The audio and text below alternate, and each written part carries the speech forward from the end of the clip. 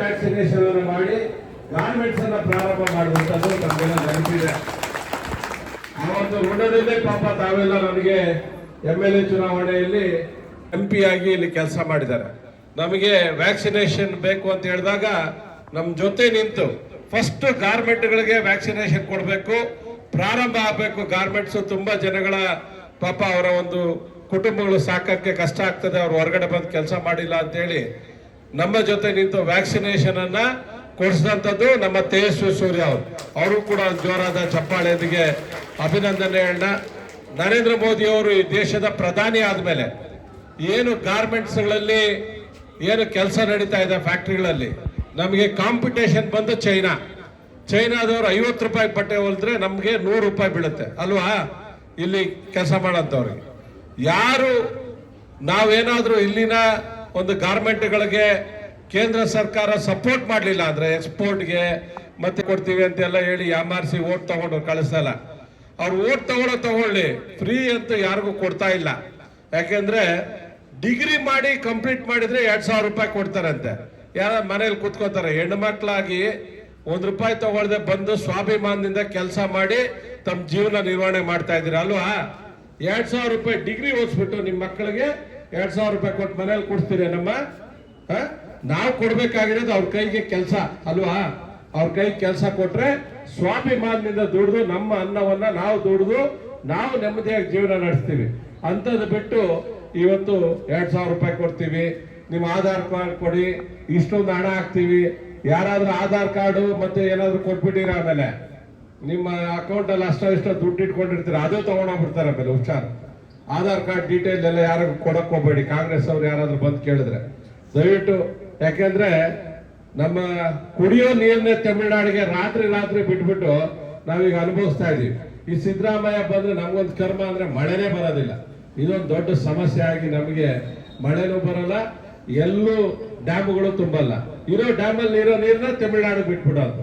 ನೀವು ಅವ್ರು ಯಾರಾದ್ರೂ ಬಂದ್ರೆ ಇಷ್ಟೇ ಕೇಳಿ, ಏನಪ್ಪ ಕುಡಿಯಕ್ ನೀರು ನಾವು ತಾನೇ ಇಟ್ಕೋಬೇಕು ಫಸ್ಟ್. ನಿಮ್ದೇ ಸರ್ಕಾರ ಇದೆ ರಾಜ್ಯದಲ್ಲಿ, ತಮಿಳುನಾಡಿಗೆ ಎತ್ಕೊಂಡು ಹೋಗಿ ಡ್ಯಾಮ್ನ ರಾತ್ರಿ ತೆಗೆದು ನೀರು ಬಿಟ್ಟು ನಾವು ಅವಸ್ಥೆ ಪಡ್ತಾ ಇದೀವಿ. ಬೆಳಗ್ಗೆ ಕೆಲ್ಸಕ್ಕೆ ಬರ್ಬೇಕು, ರಾತ್ರಿಯಲ್ಲಿ ಯಾವಾಗಲೂ ನೀರು ಬಿಡ್ತಾರೆ. ನಮ್ ಕತೆ ಏನಾಗ್ಬೇಕು ಅಂತ ನೀವು ಕೇಳ್ತೀರಾ?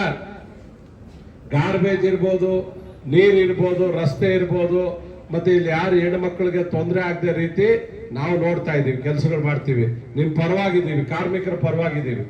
ಏನೇ ಒಂದು ನಿಮ್ಗೆ ಇಲ್ಲಿ ಕೆಲಸ ಆಗ್ಬೇಕಂದ್ರೆ ನಾನು MLA ಇದ್ದೀನಿ, ಇನ್ನು 5 ವರ್ಷ ಇರ್ತೀನಿ ಅಲ್ವಾ? ನಿಮ್ಮ ಆಶೀರ್ವಾದದಿಂದ ಗೆದ್ದಿದ್ದೀವಿ. ಬಿಜೆಪಿಯಲ್ಲಿ ಮತ್ತೊಬ್ರು MP ಗೆದ್ರೆ ನಮಗೆ ಲೋಕಸಭೆಯಲ್ಲಿ ನಮ್ಮ ಪರವಾಗಿ ಕೆಲಸ ಮಾಡ್ತಾರೆ ಅಲ್ವಾ? ನಿಜಾನ ಸುಳ್ಳ? ನಮ್ಮ ಪರವಾಗಿ ಕೆಲಸ ಮಾಡ್ತಾರೆ. ಆದ್ರಿಂದ ಈ ಸಲ ನರೇಂದ್ರ ಮೋದಿ ಅವರು ಒಬ್ಬ ಬಡ ಕುಟುಂಬದಿಂದ ಬಂದಿರೋಂತ ವ್ಯಕ್ತಿ, ರೈಲ್ವೆ ಪ್ಲಾಟ್ಫಾರ್ಮ್ ಅಲ್ಲಿ ಟೀ ಮಾಡ್ತಾ ಇದ್ದಂತ ಒಬ್ಬ ಯುವಕ ಇವತ್ತು 3 ಬಾರಿ ಗುಜರಾತ್ ಅಲ್ಲಿ ಮುಖ್ಯಮಂತ್ರಿಯಾಗಿ ದೇಶದಲ್ಲಿ ಪ್ರಧಾನಮಂತ್ರಿಯಾಗಿ ಕೆಲಸ ಮಾಡ್ತಾ ಇದ್ದಾರೆ.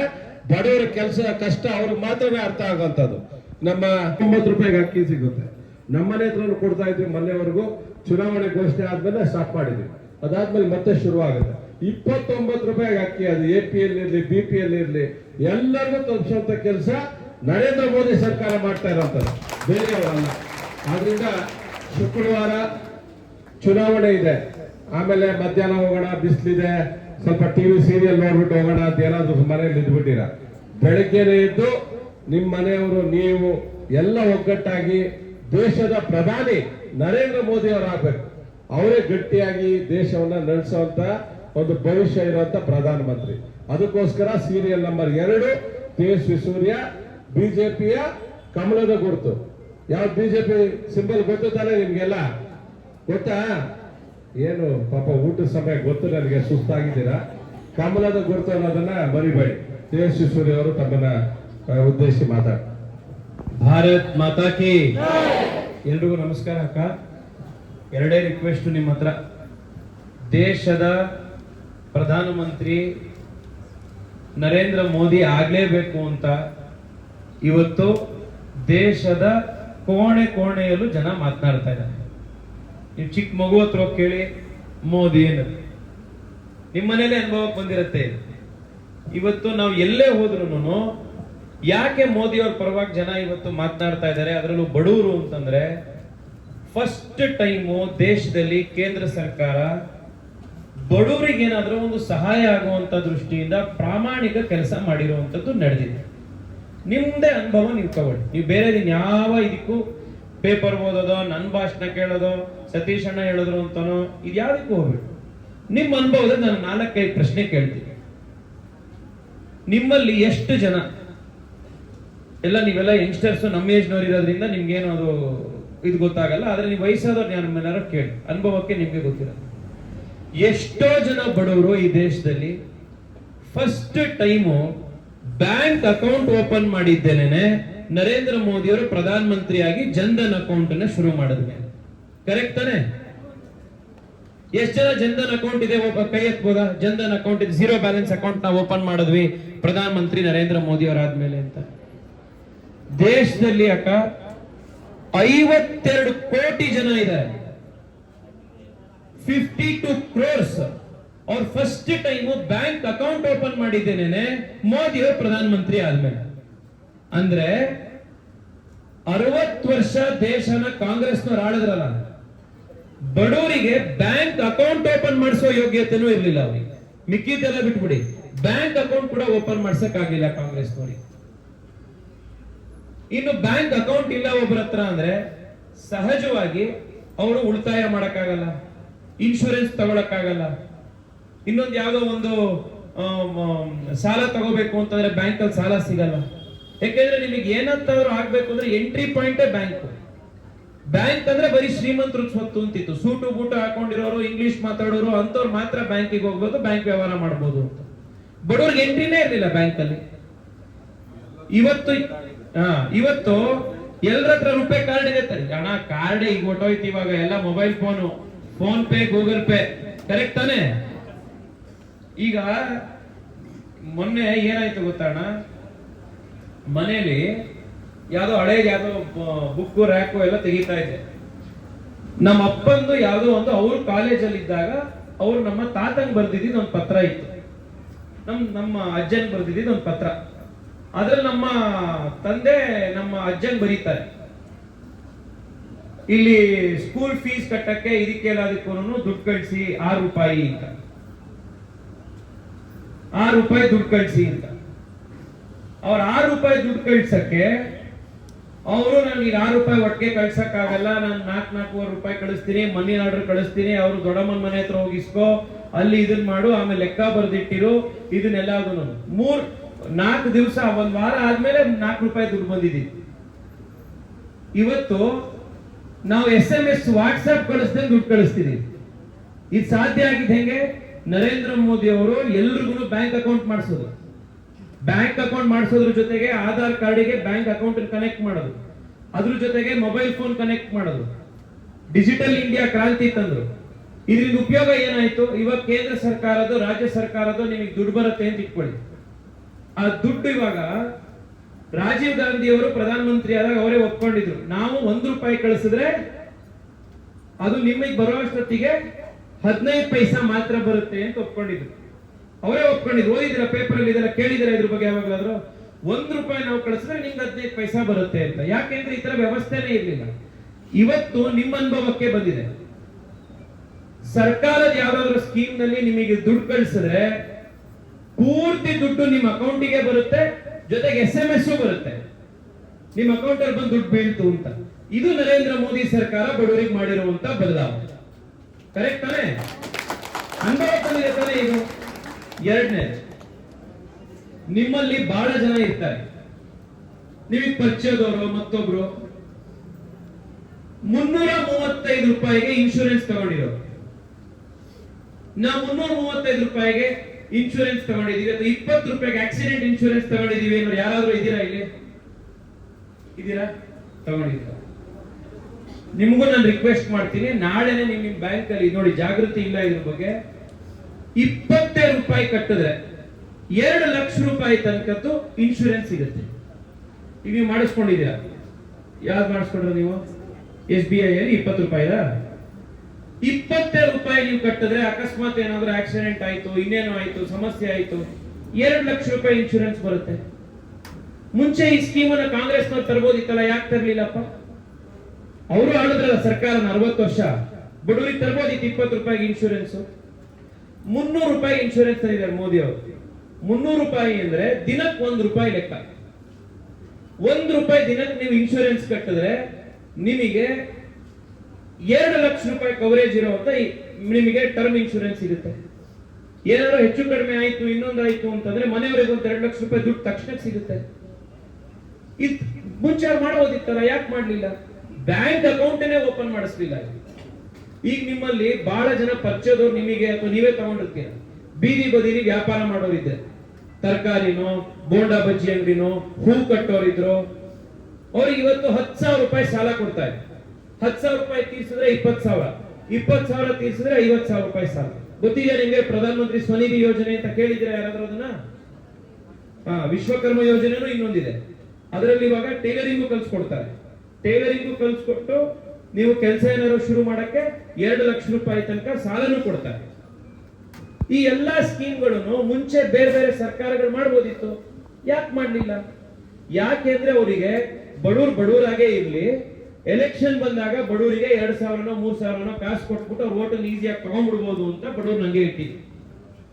ಈಗ ನಿಮ್ಮಲ್ಲಿ ಬಹಳ ಜನ ಜನೌಷಧಿ ಕೇಂದ್ರ, ಎಷ್ಟು ಜನ ನಾವು ಜನೌಷಧಿ ಕೇಂದ್ರದ ಮಾತ್ರೆ ತಗೊಂಡಿದೀವಿ ನೋಡಿದ್ದಾರೆ? ಕೈ ಎತ್ಬೋದಾ? ಎಲ್ಲರೂ ತಗೋತೀರ. ಬೇರೆ ಕಡೆ 100 ರೂಪಾಯಿ ಮಾತ್ರೆ ಸಿಕ್ಕಿದ್ರೆ ಜನೌಷಧಿ ಕೇಂದ್ರದಲ್ಲಿ ಅದೇ ಮಾತ್ರೆ 30 ರೂಪಾಯಿಗೆ ಸಿಗುತ್ತೆ, ಅದೇ ಮಾತ್ರೆ 20 ರೂಪಾಯಿಗೂ ಸಿಗುತ್ತೆ. ಕರೆಕ್ಟ್ ತಾನೆ? ಈ ಮೋದಿ ಮಾಡೋದಕ್ಕಿಂತ ಮುಂಚೆನೂ 60 ವರ್ಷ ಕಾಂಗ್ರೆಸ್ನವ್ರು ಮಾಡಬಹುದಿತ್ತಲ್ಲಪ್ಪ ಇದನ್ನ, ಯಾಕೆ ಮಾಡ್ಲಿಲ್ಲ ಇದನ್ನ? ಈ ಪ್ರಶ್ನೆ ಇವತ್ತು ದೇಶ ಕೇಳ್ತಾ ಇದೆ, ಬಡವರು ಕೇಳ್ತಾ ಇದ್ದಾರೆ ಇವತ್ತು ಕಾಂಗ್ರೆಸ್ಸಿಗೆ. 5 ವರ್ಷದ ಹಿಂದೆ ನಾನು ಇದೇ ಜಾಗಕ್ಕೆ ಬಂದಿದ್ದೆ, ಇದೇ ಫ್ಯಾಕ್ಟ್ರಿಗೆ, ನಿಮ್ಮ ಆಶೀರ್ವಾದ ತಗೊಂಡು ನಿಮ್ಮ ಆಶೀರ್ವಾದದಿಂದ ನಾನು MP ಆದೆ. ಅವಾಗ 14 ಜನೌಷಧಿ ಕೇಂದ್ರ ಇತ್ತು ನಮ್ಮ ಕಾನ್ಸ್ಟಿಟ್ಯೂಯೆನ್ಸಿ, ಬರೀ 14. ನಾನು ಸತೀಶ್ ಅಣ್ಣ ನಾವೆಲ್ಲ ಸೇರ್ಕೊಂಡು ಇವತ್ತು 132 ಜನೌಷಧಿ ಕೇಂದ್ರ ಬರೀ ಬೆಂಗಳೂರು ಸೌತ್ ಅಲ್ಲಿ ಮಾಡಿದೀವಿ. ನಿಮ್ಮ ಬೊಮ್ಮನಹಳ್ಳಿಯಲ್ಲಿ, ಹೊಂಸಂದ್ರದಲ್ಲಿ ಎಲ್ಲ ಕಡೆ ಜನೌಷಧಿ ಕೇಂದ್ರಗಳು ಓಪನ್ ಆಗಿದೆ, ನೋಡಿದ್ದೀರಲ್ವಾ ನೀವು? ಇದನ್ನ ನಾನು ಹೇಳ್ತಾ ಇರೋದು, ಈ ತರ ಸ್ಕೀಮ್ಗಳಿಂದ ಬಡವರಿಗೆ ಸಹಾಯ ಆಗುತ್ತೆ. ನಮ್ಮ ಕ್ಲಿನಿಕ್ ನೋಡಿದ್ದೀರಾ BBMP ನಮ್ಮ ಕ್ಲಿನಿಕ್ ಯಾವಾಗ ಆಗಿದ್ದದು? ನಮ್ಮ ಬಿಜೆಪಿ ಸರ್ಕಾರ ಇದ್ದಾಗ ಕೋವಿಡ್ ಆದ್ಮೇಲೆ ಏನಾದ್ರು ಸಮಸ್ಯೆ ಆಯ್ತು ಅಂತಂದ್ರೆ, ಇನ್ನೊಂದಾಯ್ತು ಅಂದ್ರೆ ಇರಬೇಕು ಅಂತ ಮಾಡಿದ್ದು. ಮಾಡ್ಬೋದಿತ್ತಲ್ಲ? ಇನ್ನೊಂದು ಇಷ್ಟು ದೊಡ್ಡ ಸಂಖ್ಯೆಯಲ್ಲಿ ಹೆಣ್ಮಕ್ಳು ಇದ್ದೀರಾ, ನೀವು ನನಗೆ ಉತ್ತರ ಕೊಡಿ. ಈಗ ನಿಮಗೆ 26 ವಾರದ್ದು ಮೆಟರ್ನಿಟಿ ಲೀವ್ ಇದೆ, ಕರೆಕ್ಟಾ? ಹೆಣ್ಮಗಳು ತಾಯಿ ಆದ್ರೆ ಅವಳಿಗೆ 26 ವಾರ ರಜಾ ಕೊಡ್ತಾರೆ, ಪೇಡ್ ಲೀವ್. ಎಷ್ಟೋ ಸತಿ ಹೆಣ್ಮಕ್ಳು ಕೆಲಸ ಸೇರ್ಕೊಂತಾರೆ. ಕೆಲಸ ಸೇರ್ಕೊಂಡಿತ್ತು 3-4 ವರ್ಷ ಒಳಗಡೆ ಮನೆ, ಮಠ, ಕುಟುಂಬ ಇನ್ನೊಂದಾಗುತ್ತೆ. ಸಹಜವಾಗಿ ಏನಾಗುತ್ತೆ ಮನೇಲಿ, ನೀನ್ ಕೆಲಸ ಬಿಡಮ್ಮ, ಮಗು ನೋಡ್ಕೋ, ಇನ್ನೊಂದು ನೋಡ್ಕೋ ಅನ್ನೋದು ಬರಕ್ ಸ್ಟಾರ್ಟ್ ಆಗುತ್ತೆ. ಅಕಸ್ಮಾತ್ ಹೆಣ್ಮಕ್ಳು ಅವಾಗ ಮನೆಯಲ್ಲಿ ಕೂತ್ಕೊಂಡ್ರೆ ಮರಿ ಇನ್ನೇನು ಮಾಡಕ್ ಆಗ್ಲಿಲ್ಲ ಅಂತ ನಾಳೆ ತನ್ನ ಕಾಲ ಮೇಲೆ ತಾನು ನಿಂತ್ಕೊಳ್ಲಿಕ್ಕೆ ಆಗಲ್ಲ. 2 ವರ್ಷನೋ 3 ವರ್ಷನೋ ಅಕಸ್ಮಾತ್ ಏನಾದ್ರು ಕೆರಿಯರ್ ಗ್ಯಾಪ್ ಆಯ್ತು ಅಂತಂದ್ರೆ ಫ್ಯಾಕ್ಟ್ರಿಲೋ ಮತ್ತೊಂದಲ್ಲೋ ಇನ್ನೊಂದು ಕೆಲಸ ವಾಪಸ್ ಬಂದಲ್ಲಿ ಸೇರ್ಕೊಳಕ್ ಆಗಲ್ಲ, ಎಕ್ಸ್ಪೀರಿಯನ್ಸ್ ಹೋಗುತ್ತೆ, ಟಚ್ ಬಿಟ್ಟು ಹೋಗುತ್ತೆ. ಇಡೀ ಪ್ರಪಂಚದಲ್ಲಿ 26 ವಾರ ಪೇಡ್ ರಜಾ ಕೊಡ್ತಾ ಇರೋದು ತಾಯಂದ್ರಿಗೆ ನರೇಂದ್ರ ಮೋದಿ ಸರ್ಕಾರ ಮಾತ್ರ, ಭಾರತ ದೇಶದಲ್ಲಿ ಮಾತ್ರ. ಹಳ್ಳಿ ಕಡೆಯಿಂದ ಬಂದಿರೋ ಹೆಣ್ಮಕ್ಳಿಗೆ ಗೊತ್ತಿರುತ್ತೆ, ಯಾಕಂದ್ರೆ ಕರ್ನಾಟಕದಲ್ಲಿ ಅದರಲ್ಲೂ ಬೆಂಗಳೂರು ಹತ್ರ ಸುತ್ತಮುತ್ತ ಅಂತೂ ಇದನ್ನು ತುಂಬಾ ದೊಡ್ಡದಿಲ್ಲ, ಆದ್ರೆ ಬೇರೆ ಕಡೆಯವರಿಗೆ ಗೊತ್ತಿರುತ್ತೆ. ಉತ್ತರ ಕರ್ನಾಟಕದಲ್ಲಿ ಎಲ್ಲ ಕಡೆ ಬಂದಿದ್ದವರಿಗೆ ಹೆಣ್ಮಕ್ಳಿಗೆ ಟಾಯ್ಲೆಟೇ ಇರಲಿಲ್ಲ. ಹೆಣ್ಮಕ್ಳು ಹಳ್ಳಿಗಳಲ್ಲಿ ಟಾಯ್ಲೆಟ್ ಹೋಗ್ಬೇಕು ಅಂತಿದ್ರೆ ಎಷ್ಟು ಪರದಾಡ್ತಿದ್ರು ಅಂತ ನಮ್ಮ ಅನುಭವ ಗೊತ್ತಿದೆ ನಮ್ಗೆಲ್ಲ. ಬೆಳಗ್ಗೆ ಹೊತ್ತೆಲ್ಲೋ ದೂರ ಹೋಗ್ಬೇಕಿತ್ತು, ರಾತ್ರಿ ಹೊತ್ತು ಯಾರೋ ಬರ್ಲಿಲ್ಲ ಅಂತಂದ್ರೆ ದೂರ ಹೋಗ್ಬೇಕಿರ್ತಿತ್ತು, ಆರೋಗ್ಯ ಸಮಸ್ಯೆ ಆಗ್ತಿತ್ತು. ನರೇಂದ್ರ ಮೋದಿ ಅವರು ಕಳೆದ 10 ವರ್ಷದಲ್ಲಿ 12 ಕೋಟಿ ಟಾಯ್ಲೆಟ್ ಗಳನ್ನ ದೇಶದಲ್ಲಿ ಹೆಣ್ಣು ಮಕ್ಕಳ ಸಂರಕ್ಷಣೆಗೆ ಗೌರವಕ್ಕೋಸ್ಕರ ಕಟ್ಟಿಸಿದ್ದಾರೆ. 12 ಕೋಟಿ ಟಾಯ್ಲೆಟ್. ದೇಶ ಕಟ್ಟದಿರ್ಲಿ, 70 ವರ್ಷ ಕಾಂಗ್ರೆಸ್ನವರಿಗೆ ಟಾಯ್ಲೆಟ್ ಕಟ್ಟಿಸೋ ಯೋಗ್ಯತೆ ಇರಲಿಲ್ಲ ಇವರಿಗೆ. ಇದು ನಾನು ನಿಮಗೆ ಇವತ್ತು ಗಮನಕ್ಕೆ ತಗೊಂಬನ್ನಿ ಅಂತ ನಾನು ಹೇಳ್ತಾ ಇರೋದು. ಕಡೆದಾಗ ನನ್ನ ಹತ್ರ ನಿಮ್ ರಿಕ್ವೆಸ್ಟ್ ಇಷ್ಟೇನೆ ಅಮ್ಮ, ಚುನಾವಣೆ ಬಂದಾಗ ಕಾಂಗ್ರೆಸ್ನವರು ಸತೀಶ್ ಅಣ್ಣ ಹೇಳ್ದಂಗೆ ಬೇರೆ ಬೇರೆ ಆಮಿಷ ಒಡ್ಡಿ ಬೇರೆ ಬೇರೆ ಸುಳ್ಳುಗಳನ್ನ ಪ್ರಾಮಿಸ್ ಮಾಡಿ ನೀವು ವೋಟ್ ತಗೊಂಡ್ಬಿಡ್ಬೇಕು ಅಂತ ಬರ್ತಾರೆ. ಅವ್ರು ಯಾರಿಗೂ ಕೂಡ ನಿಮ್ಮ ಭವಿಷ್ಯದ ಬಗ್ಗೆ, ದೇಶದ ಭವಿಷ್ಯದ ಬಗ್ಗೆ ಕಾಳಜಿ ಇಲ್ಲ. ನೀವೇ ನನಗೆ ಉದಾಹರಣೆ ಕೊಡಿ. ಒಂದು ಪ್ರಶ್ನೆ ನಿಮ್ಗೆ ಕೇಳ್ತೀನಿ, ನೀವೆಲ್ಲ ಯೋಚನೆ ಮಾಡುವಂತ ಜನ. ಕರ್ನಾಟಕದಲ್ಲಿ ಲೋಕಸಭೆಗೆ ಎಷ್ಟು ಸೀಟ್ ಇದೆ? 28 ಸೀಟ್, ಕರೆಕ್ಟ್ ಅಲ್ವಾ? 28 ಸೀಟಲ್ಲಿ ಕಾಂಗ್ರೆಸ್ನವರು 12 ಸೀಟಲ್ಲಿ ಯಾರಿವತ್ತು ಸರ್ಕಾರದಲ್ಲಿ ಮಂತ್ರಿ ಇರಲ್ಲ, ಅವ್ರ ಮಗ ಅಥವಾ ಮಗಳನ್ನೇ ಎಲೆಕ್ಷನ್ ನಿಲ್ಸಿರೋದು. 28 ಸೀಟಲ್ಲಿ 12 ಸೀಟಲ್ಲಿ ಮಂತ್ರಿಗಳ ಮಗ ಅಥವಾ ಮಗಳ ಕ್ಯಾಂಡಿಡೇಟ್. ಅಂದ್ರೆ ಕಾಂಗ್ರೆಸ್ನವರು ಎಲೆಕ್ಷನ್ ನಡೆಸ್ತಾ ಇರೋದು ಅವ್ರ ಮಕ್ಕಳನ್ನ ಗೆಲ್ಸಕ್ಕೆ. ಬಿಜೆಪಿ ಅವರು ನರೇಂದ್ರ ಮೋದಿ ಅವರು ಎಲೆಕ್ಷನ್ ಗೆಲ್ಸ್ತಾ ಇರುವಂತದ್ದು ದೇಶ ಗೆಲ್ಸಕ್ಕೆ, ನಿಮ್ಮ ಮಕ್ಕಳನ್ನ ಗೆಲ್ಸಕ್ಕೆ. ಇದನ್ನ ಅರ್ಥ ಮಾಡ್ಕೋಬೇಕಾಗಿದೆ ನಾವೀಗ. ಕಡೆಯ ರಿಕ್ವೆಸ್ಟ್, ಸತೀಶ್ ಅಣ್ಣ ಮಾತಾಡ್ತಾ ನಿಮ್ಗೆ ಹೇಳಿದ್ರು ಇವತ್ತಾಗ್ಲೇ ನಮಗೆ 5-6 ಕಡೆಯಿಂದ ವಾಟ್ಸ್ಆಪ್ ಅಲ್ಲಿ ನಮ್ ಕಾರ್ಯಕರ್ತರೆಲ್ಲ ಮೆಸೇಜ್ ಆಗ್ತಾ ಇದ್ದಾರೆ. ಕಾಂಗ್ರೆಸ್ನವ್ರು ಏನ್ ಮಾಡ್ತಾ ಇದಾರೆ, ಬಂದು ಬೇರೆ ಬೇರೆ ಕಡೆ ಏರಿಯಾಗೆ ಬಂದು ಪಾಂಪ್ಲೆಟ್ ಹಂಚ್ಬಿಟ್ಟು ನಿಮ್ ಆಧಾರ್ ಕಾರ್ಡ್ ಇಸ್ಕೊಂಡು, ವೋಟರ್ ಐಡಿ ಕಾರ್ಡ್ ಇಸ್ಕೊಂಡು, ಪಾಂಪ್ಲೆಟ್ ಅಲ್ಲಿ ನಿಮ್ ಹೆಸರು, ಆಧಾರ್ ಕಾರ್ಡ್ ನಂಬರು ಇದನ್ನೆಲ್ಲ ಬರ್ಕೊಂಡ್ಬಿಟ್ಟು ಕೆಳಗಡೆ ಕೌಂಟರ್ ಫೈಲ್ ಹರಿದ್ಬಿಟ್ಟು ನಿಮ್ ಕೈಗೆ ಒಂದು ಕಾರ್ಡ್ ಕೊಡ್ತಾ ಇದ್ದಾರೆ. ಈಗ ನಿಮ್ಮಲ್ಲಿ ಬಂದಿಲ್ಲ ಇಲ್ಲಿ ಇನ್ನು ಬೊಮ್ಮನಹಳ್ಳಿಗೆ, ಸತೀಶ್ ಅಣ್ಣನ ಹೆದರಿಕೆಗೆ. ಬಟ್ ಆದ್ರೆ ಬೇರೆ ಕಡೆಗೆ ಹೋಗಿದ್ದಾರೆ. ಈಗ ಅದನ್ನ ಕೊಟ್ಬಿಟ್ಟು ಹೇಳ್ತಾ ಇದ್ದಾರೆ, ಈ ಕಾರ್ಡ್ ಇಟ್ಕೊಂಡಿರಿ ನೀವು, ಮುಂದಿನ ವರ್ಷ ನಮ್ ಸರ್ಕಾರ ಬಂದ ಮೇಲೆ, ಈಗ ಸರ್ಕಾರ ನಮ್ದು ಗೆದ್ದ ಮೇಲೆ ನಿಮ್ ಅಕೌಂಟಿಗೆ ಈ ಕಾರ್ಡ್ ತೋರಿಸಿದ್ರೆ 1 ಲಕ್ಷ ಹಾಕ್ತಿವಿ ನಾವು ಅಂತ. ನಂಬ್ತೀರಾ? ಹಾಕ್ತಾರ ಇವರು? ಅವ್ರ ಮಕ್ಕಕ್ಕ ಯೋಗ್ಯತೆ ಇದೆ ಅನ್ಸುತ್ತಾ ನಿಮ್ಗೆ? ಫಸ್ಟ್ ಆಫ್ ಆಲ್ ಇವಾಗ ನೀವೇ ಹೇಳಿ, ಇವ್ರು ಸರ್ಕಾರ ಅಧಿಕಾರಕ್ಕೆ ಬಂದ್ರೆ ಹಾಕ್ತಿವಿ ಅಂತಾರಲ್ಲ. ಕಾಂಗ್ರೆಸ್ ಅವ್ರು ಗೆಲ್ತಾರೆ, ರಾಹುಲ್ ಗಾಂಧಿ ಗೆಲ್ತಾರೆ ಅನ್ಕೊಂಡಿದ್ದೀರಾ? ಗೆಲ್ತಾರ ರಾಹುಲ್ ಗಾಂಧಿ? ಇನ್ 1 ಲಕ್ಷ ಬರುತ್ತಾ ಅವ್ರದ್ದು?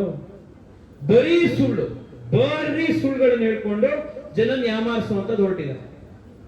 ನಮ್ ಸರ್ಕಾರ ಬಂದ್ರೆ ದೇಶದಲ್ಲಿರೋ ಎಲ್ಲಾ ಹೆಣ್ಮಕ್ಳಿಗೂ ನಾವು ಪ್ರತಿ ವರ್ಷ 1 ಲಕ್ಷ ಹಾಕ್ತೀವಿ ಅಂದಿದ್ದಾರೆ. ಸಾಧ್ಯ ಇದೆಯಾ? ನೀವೇ ಹೇಳಿ, ಸಾಧ್ಯ ಇದೆಯಾ? ನಮ್ಮ 1 ಲಕ್ಷ ಮನೇಲಿ ಕೂತಿದ್ರೆ ಎಲ್ಲಾ ಹೆಣ್ಮಕ್ಳಿಗೂ 1 ಲಕ್ಷ ಹಾಕ್ತಾರೆ. ಈ ತರ ಸುಳ್ಳು ಹೇಳಿ ಯಾಮಾರದ್ ನಡೀತಾ ಇದೆ. ಇನ್ 2 ನಿಮಗೆ ಬಹಳ ಹೆಲ್ಪ್ ಆಗುವಂತದ್ದು, ನಮ್ಮ ಯೆಲ್ಲೋ ಲೈನ್ ಮೆಟ್ರೋ ಮತ್ತೆ ಹೊಸೂರು ರೋಡ್ ಮೆಟ್ರೋ ಇದೇ ವರ್ಷ ಸೆಪ್ಟೆಂಬರ್ ಅಕ್ಟೋಬರ್ ಅಷ್ಟೊತ್ತಿಗೆ ಅದೆರಡು ಉದ್ಘಾಟನೆ ಆಗುತ್ತೆ.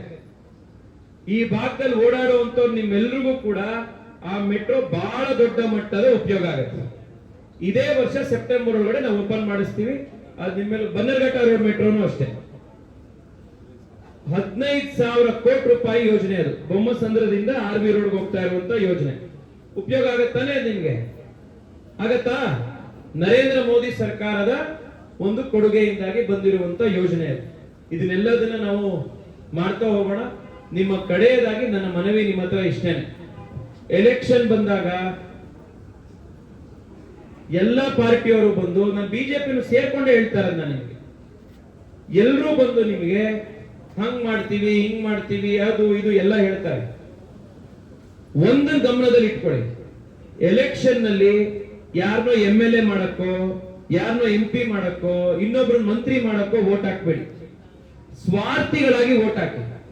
ನಮಗೇನು ಉಪಯೋಗ ಆಗುತ್ತೆ, ನಮ್ಮ ಮಕ್ಕಳಿಗೆ ಇದರಿಂದ ಏನು ಉಪಯೋಗ ಆಗುತ್ತೆ, ನಮ್ಮ ದೇಶದ ಭವಿಷ್ಯ ಚೆನ್ನಾಗಿರತ್ತಾ, ಇದನ್ನು ಉಪಯೋಗಿಸ್ಕೊಂಡು ಇದನ್ನ ಯೋಚನೆ ಮಾಡಿ ಹಾಕಿ. ಯಾರ ನಾಯಕನಿಗೆ ವೋಟ್ ಹಾಕಿದ್ರೆ, ಎಂತ ಪ್ರಧಾನ ಮಂತ್ರಿಗೆ ನಾವು ವೋಟ್ ಹಾಕಿದ್ರೆ ದೇಶ ಮುಂದೆ 25 ವರ್ಷ ಚೆನ್ನಾಗಿರುತ್ತೆ. ಇವತ್ತು ನೀವೆಲ್ಲ ನೋಡಿರ್ಬೋದು ಟಿವಿ, 4-5 ದಿವಸದಿಂದ ಮೋದಿ ಅವರು ಮಂಡ್ಯದಲ್ಲಿ ರ್ಯಾಲಿಗೆ ಬಂದಾಗ, ಮೈಸೂರಿನಲ್ಲಿ ರ್ಯಾಲಿಗೆ ಬಂದಾಗ ಜೊತೆಗೆ ದೇವೇಗೌಡರು ಕೂತಿದ್ರು. ನೋಡಿದ್ರ? 91 ವರ್ಷದಲ್ಲಿ ದೇವೇಗೌಡರು ಆ ಕಡೆ ಈ ಕಡೆ ಧ್ವನಿ ಅಲ್ಲಾಡ್ದಲ್ಲೇ ಇರೋ ತರ 91 ವರ್ಷದಲ್ಲಿ ಭಾಷಣ ಮಾಡೋದು, ಗರ್ಜಿಸ್ತರು. ಒಂದ್ ಮಾತು ಹೇಳುದು, ನಾನು ಇಷ್ಟು ವರ್ಷದ ನನ್ನ ರಾಜಕೀಯದಲ್ಲಿ ನಾನು ಯಾರನ್ನು ದೇಶದ ನಾಯಕ ಅಂತ ಒಪ್ಪಿರಲಿಲ್ಲ. ಆದ್ರೆ ಇವತ್ತು ನಾನು ಹೇಳ್ತಾ ಇದ್ದೀನಿ, ದೇಶ 25 ವರ್ಷ ಅಭಿವೃದ್ಧಿ ಆಗಬೇಕು, ಮುಂದುವರಿಬೇಕು, ದೇಶ ಉಳಿಬೇಕು ಅಂದ್ರೆ ನರೇಂದ್ರ ಮೋದಿನೇ ಈ ದೇಶದ ಪ್ರಧಾನಿ ಆಗ್ಬೇಕು ಅಂತ ಮೊನ್ನೆ ದೇವೇಗೌಡರು ಹೇಳಿದ್ರು. ಇಡೀ ದೇಶ ಈ ದೃಷ್ಟಿಯಿದೆ. ಕಾಂಗ್ರೆಸ್ನವ್ರು ಬರ್ತಾರೆ ನಿಮ್ಮ ಮನೆ ಹತ್ರ, ಕಾಸು ಕೊಡಕ್ ಬರ್ತಾರೆ ಎಲೆಕ್ಷನ್ ಟೈಮ್ ಅಂತ. ಕಾಂಗ್ರೆಸ್ನವ್ರು ಬಂದು ದುಡ್ಡು ಕೊಟ್ರೆ ಫಸ್ಟ್ ದುಡ್ಡು ಇಸ್ಕೊಂಡ್ಬಿಡಿ. ಯಾಕೆಂದ್ರೆ ಅದೆಲ್ಲ ನಿಮ್ದೇ ದುಡ್ಡು, ಲೂಟಿ ಹೊಡೆದಿರೋ ದುಡ್ಡನ್ನ ಅವರು ಕೊಡಕ್ ಬರ್ತಾರೆ. ಫಸ್ಟ್ ಇಸ್ಕೊಂಡ್ಬಿಡಿ.